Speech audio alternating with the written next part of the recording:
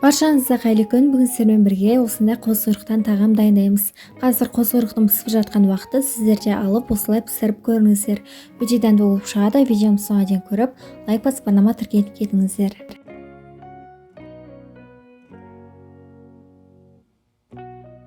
Алдымен пияз картоптарды ашып, тазалап, жуып, турап шығамыз. Пиязды жай ғана ортасынан бөліп тураймыз. Картопты да дәл солай ортасынан кесіп, қатты жуан қылмай турап шығамыз.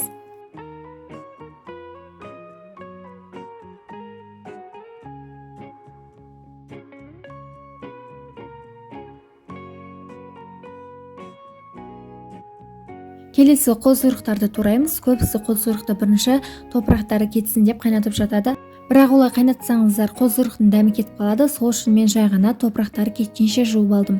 Сіздерге де солай жасауға кеңес беремін. Қос құйрықтың артық жерлерін алып тастап, видеодағыдай тураймыз.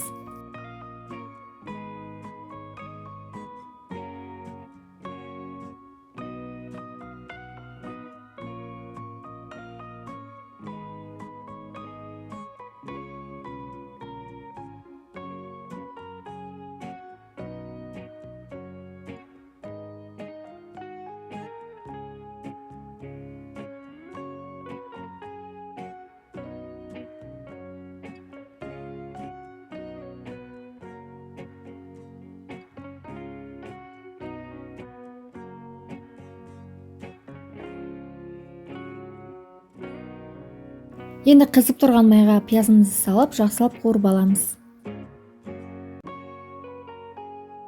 Үстіне турап дайындап қойған қос құйрықтарымызды салып, тағы да араластырамыз.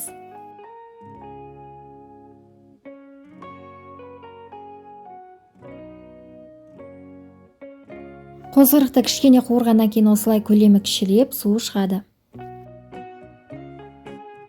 Мен картоптым көп болғандықтан қазанға жасап жатырмын. Егер сіздер аз жасап жатсаңыздар, сковородкаға жасауға кеңес беремін. Себебі картопты қызартып қуырған кезде астына жабыспау үшін. Қос құйрыққа дәміне қарай тұз қосып, осы картоптың үстіне қосып араластырамыз.